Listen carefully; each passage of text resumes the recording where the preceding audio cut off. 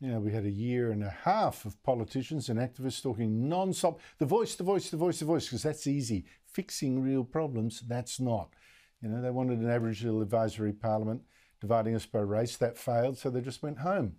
But the problems remain. Now, I got an email this week from a woman in Alice Springs, who I won't name. She listed what she'd seen happen there in just 1 week. Her builder woke up with 12 Aboriginal people in his front yard. They threw rocks at him, smashed a window, smashed all his neighbours' windows, stole a car. Her beautician had her house broken into that night, money and alcohol stolen, and her car. Her beauty salon also broken into 3 times. Wednesday last week, 4 boys with knives broke into the home of a single mother and a child. The Northern Territory Police Commissioner said, well, look, it's going to rush more police into the area. You'll see support, an additional 50 police over the top doing prevention and engagement activities across Alice Springs and in Central Australia, engaging with youth, engaging with campers, addressing social order issues, road safety initiatives. Joining me is Darren Clarke, an Alice Springs businessman who you might recall his Action for Alice website last year made crime in Alice Springs a national issue, but that was last year. Thank you so much for joining me. The crime in Alice Springs, that huge wave of crime, predominantly Aboriginal youths, was a national scandal last year. Seems a national silence this year. Does that mean things have actually got any better? Not really, Andrew. After the Prime Minister came up, we still had crime, really bad crime up here for a few more months. Then we have the winter period here, gets quite cold, so it always eases off. But in the last 3 weeks to 6 weeks, it's really started to escalate again.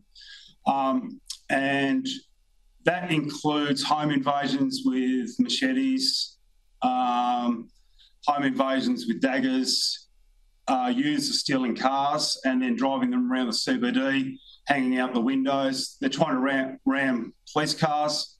They're throwing rocks at policemen. So it's really taking off again. But the really concerning part is the home invasions and elderly people and young females home alone that their home's getting invaded. And that's quite scary for everyone. Yes, I've just read out a couple of examples right there. But what political action have you seen in response? Because it is frightening to have people, sleeping in bed and suddenly, gang of youths in there with the knives and all that. I mean, this is quite shocking. So how are the politicians reacting? So when the Prime Minister arrived here, it was announced that we will get $250 million. So out of that $250 million at the moment, all that's come out of that, Jason Clare, the Education Minister, came up. He announced $40 million out of that $250, which is fantastic for education because these youths, education is the key. But also there was a $48.4 or $48.8 million, which was going to be instant funding for Alice Springs region to deal with the problems we have here. $2 million of that was for extra lighting and CCTV around town. So that's just about to be rolled out now. $14.4 million was for extra policing. Well, we're 200 police short in the Northern Territory, so we haven't got the extra police.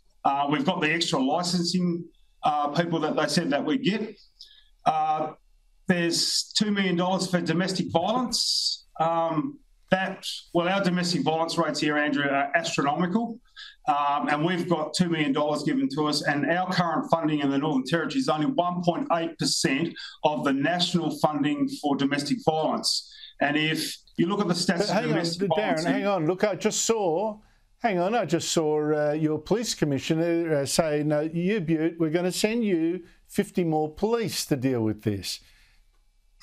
He hasn't got 50 more police, Andrew. He's 200 short. He said that a couple of weeks ago, that we are actually 200 police officers short in the Northern Territory. We haven't got enough police officers to have 50 here. So it's smoke and mirrors what they're doing here. It's 50 extra police rostered on, or 50 police rostered on in a operation called Drina, which is high visibility policing here in Alice Springs. But that will be traffic police coming down from Darwin, It will be community police coming in on their leave. They can do extra shifts. So it's just rotating through and taking extra shifts. It's not actually 50 extra police.